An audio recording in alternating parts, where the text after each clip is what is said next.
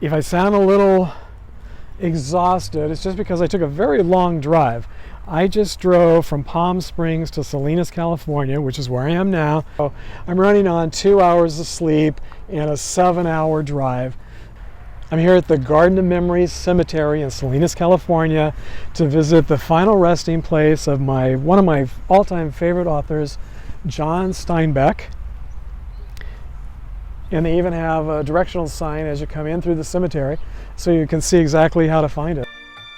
Hi friends, greetings from the graveyard, and thanks for joining me on another one of my road trips to the past to visit the famous, weird, unusual, and most interesting cemeteries, grave sites, memorials, and final resting places that I can find. Now, I guess there's a couple of different ways to get here. When I came in the entrance over there you might be able to see the Denny's sign. So that's one entrance off of Abbott. Although I did see someone come in this gate as well. So you would enter here off of Abbott and the corner street here. So, but no matter how you come in, it's a very small cemetery. I'll turn around, you can see where that car is and those homes are. That's the back end. There's homes back here behind Steinbeck's grave, and then there are offices just on the other side. So it's a very small cemetery, easy to find John Steinbeck's final resting place. Oh, that's interesting. I guess there's an airport nearby, because there goes an airplane overhead. I don't know if you can see it. Let me walk back to his grave and I'll show it to you up close. Got some very beautiful grave markers that go way back. For those of you who aren't familiar with author John Steinbeck, he authored more than 24 books. Most of them were bestsellers, and many of them are today considered American classics. In 1962, he won the Nobel Prize in Literature, and he also won the Pulitzer Prize for his award-winning book, The Grapes of Wrath. Over the years, nearly all of his books have been turned into movies, and as recently as 2016, his book In Dubious Battle was turned into a movie starring James Franco and Selena Gomez. In 1955, his book titled East of Eden was turned into a movie starring James Dean.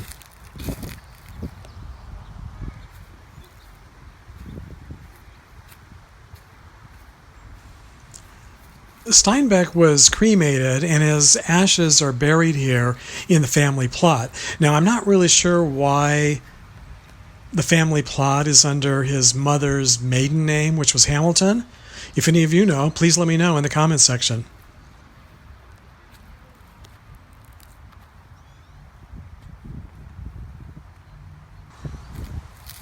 I'll pan around so you can see the section of the cemetery where Steinbeck's ashes are buried.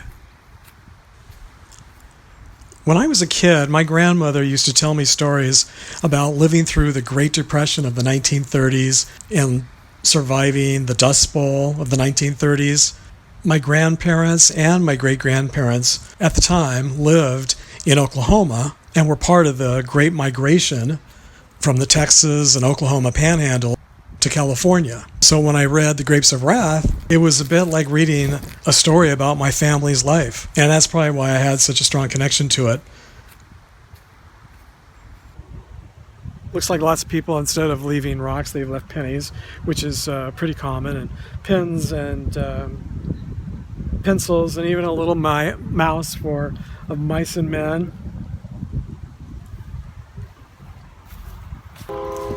You can probably hear the train whistle in the background. I mean, that seems just perfect for this grave. I'm also, after I'm finished here, touring the cemetery, I'm going to go down the street, not very far, I don't think, to John Steinbeck's childhood home. It's still there. It's been restored. It looks beautiful from what I've seen. It's now a restaurant and a gift shop. And I'll show you where that's located. He also has a museum that's just a couple of blocks away. But anyway, let's go take a look at some of the really interesting graves here. just as I drove in, I couldn't believe how many really interesting headstones I saw. So let's see who else we can find. Walking around the cemetery, I've noticed a couple of above-ground crypts or vaults like this one. This one caught my eye because of the rifle images that are etched into the stone. It's not something you see very often on a headstone.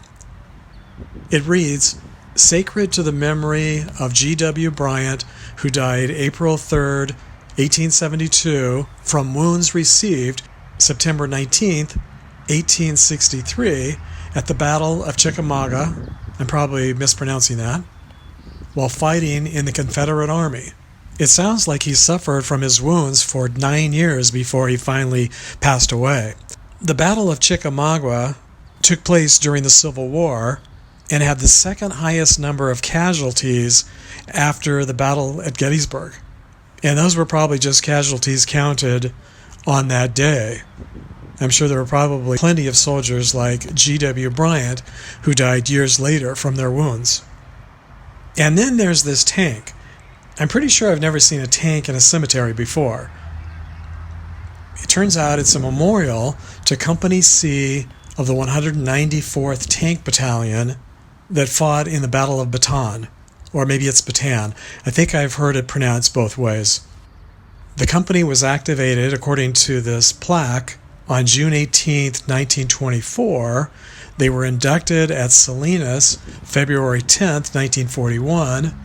They sailed for the Philippines September 8, 1941, and they were captured on Bataan April 9, 1942. Now, I've seen movies about the Battle of Bataan Death March, and I hope they weren't part of that. And here's something else I've never seen before in a cemetery. It's a topiary of a cross. Now, I have seen topiaries in cemeteries before, but never in the shape of a cross, and definitely nothing this huge. It's pretty impressive. I'm also noticing a number of headstones, older headstones from the 1800s mostly, with clasping hands. I believe it was a symbol that was used mostly during the Victorian era. Sometimes I've seen it in conjunction with Oddfellows symbols. And on this one, the initials at the top are KSHTW, and then it looks like USS. I looked it up online. I couldn't find anything. So if any of you know, please let me know down below in the comment section. Boy, there sure are a lot of graves in this cemetery. And I mean the Graves family. They seem to be everywhere. Here's another one of the Graves family, and this guy on top of the statue reminds me a little bit of a Giacometti sculpture. In addition to the cemetery's mausoleum that you see here, there are also a handful of private mausoleums scattered throughout the cemetery that are really pretty interesting. I'm also noticing quite a few of the older headstones with the Oddfellows symbol of the chain carved into them.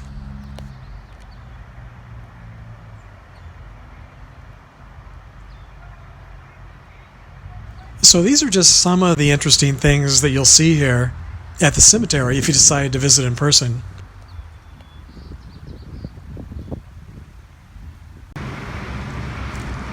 I know many of you like it when I drive through the cemetery so you can see what the rest of the cemetery looks like, not just the famous grave that I'm visiting. So I'm going to drive from the front gate to the back gate, and it just loops around. Actually, it's more like a horseshoe. And you can either enter from the back gate or the front gate. On the right-hand side is the mausoleum, and you'll also see the tank memorial. Just past that, also on the right-hand side, is a very large topiary cross.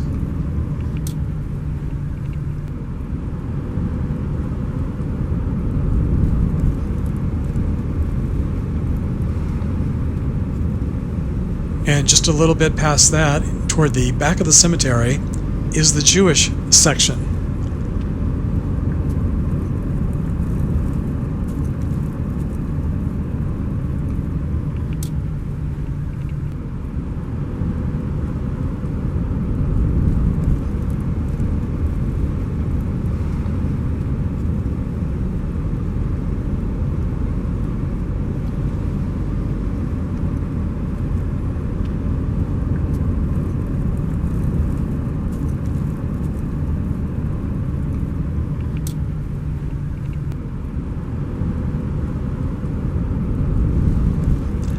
On the way here today, I passed by the site where James Dean was killed in his tragic car accident back in 1955. It's located on Route 46, and there's a memorial, and I stopped for a while to visit. And I'll be uploading that video sometime in the near future, for those of you who are James Dean fans and haven't seen the site already.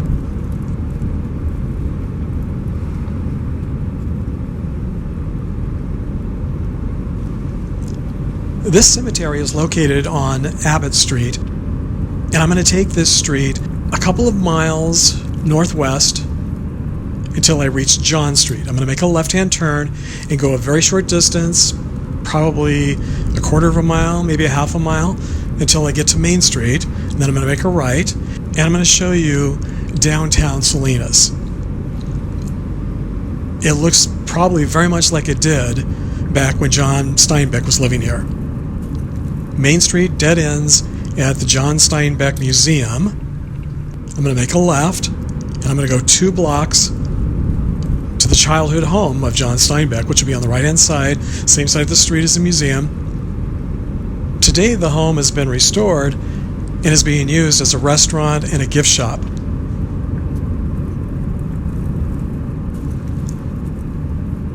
So, do you have a favorite John Steinbeck book or movie?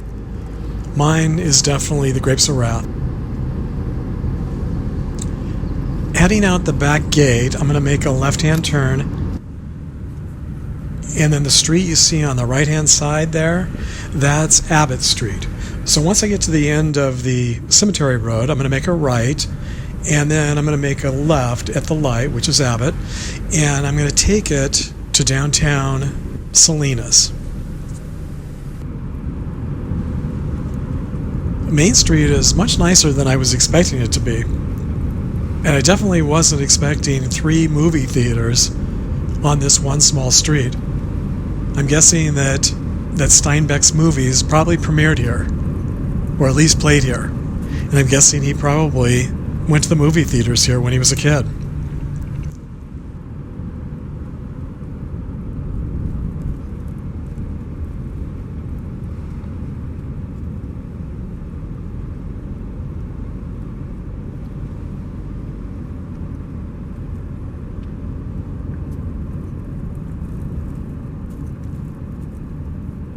This really does feel like Main Street America in any number of Midwestern towns back in the early 1900s.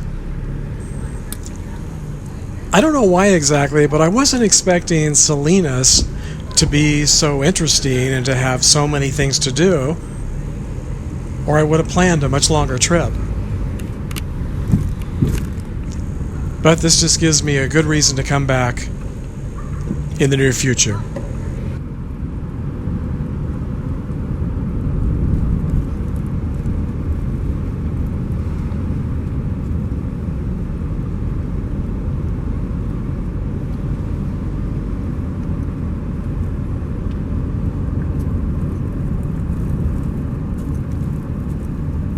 On the left-hand side, they're having a farmer's market today, which looks fun.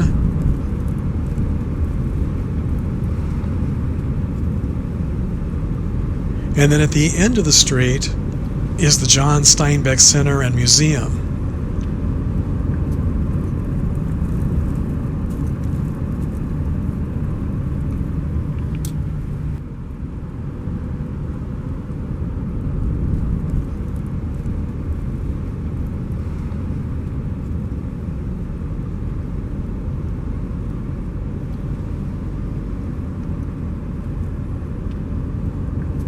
I'm going to make a left-hand turn, and just 2 blocks ahead on the right-hand side is John Steinbeck's boyhood home.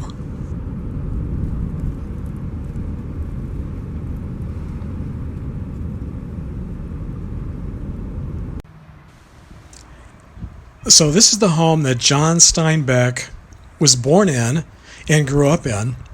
It's located at 132 Central Avenue.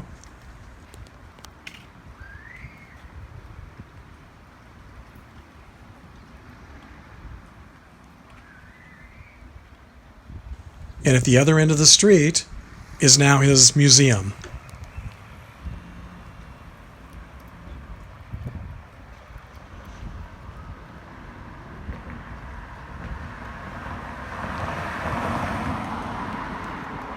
This beautiful Victorian was built by J.J. Connor in 1897 and purchased by the Steinbecks at the turn of the century. On February 27, 1902, John Steinbeck was born in the reception room just inside the front door. He lived there full-time until he was 17 years old and went away to Stanford to college, but he often returned, and he wrote The Red Pony and Tortilla Flat in the upstairs room just behind the window that you see facing the street. As I mentioned earlier, the home is now a restaurant and a gift shop, and it's been owned and operated by the Valley Guild since 1974.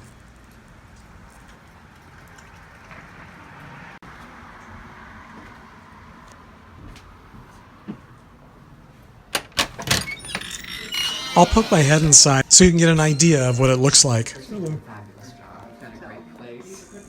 As I mentioned earlier, I don't have much time here today to stop and have lunch, but I will definitely be coming back to Salinas. And I'll be having lunch here at the Steinbeck house. Yeah, well, when the ladies purchased the home, they got an architect to get the wallpaper to the period. They sure don't build homes like this anymore, do they? There's nothing like an old Victorian home, especially one that's been restored, to take you back in time in an instant.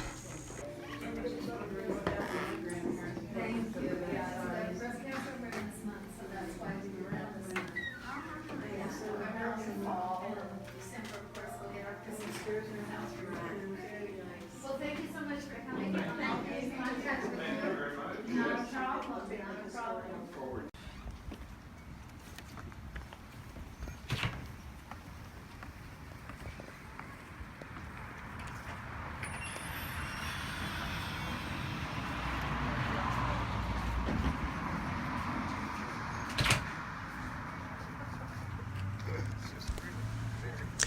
Now I'll walk around to the side of the house and show you the cellar where the gift shop is located.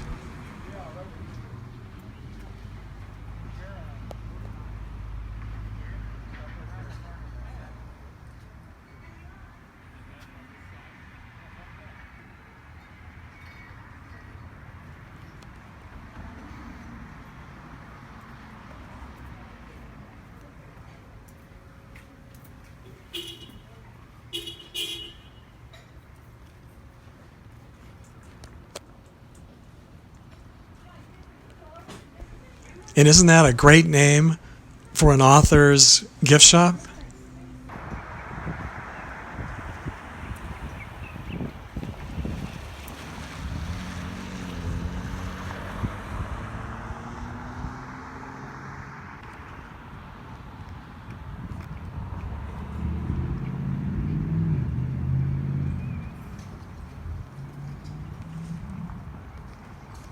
I don't know about you, but I just can't get enough of Victorian homes. So here's another view from a different angle. Before I say goodbye today, I also wanted to explain why I recently changed the name of my YouTube channel. Over the past few months, I've received lots of feedback from viewers saying that they didn't think I should be in my own videos. And I think it's mostly because the title of my channel was misleading. People were expecting one thing and they got another. So nothing about my channel has changed except the title. I think that with the new title, it's pretty clear now that this is a very personal vlog about an old guy who visits cemeteries. I know that's not going to be for everybody, but for those of you who enjoy taking trips to the past with an old guy who actually lived some of the history that I'm vlogging about, I'm happy to have you as viewers and subscribers. As always, thanks for joining me on another road trip down memory lane. Hope you enjoyed today's visit to John Steinbeck's grave, his boyhood home, and the Garden of Memories Cemetery here in Salinas, California. And if so, please give this video a thumbs up, share it with a friend, make sure and leave a comment. And if you haven't already subscribed, it's not too late. Please do so down below as well. And I'll look forward to seeing you next time.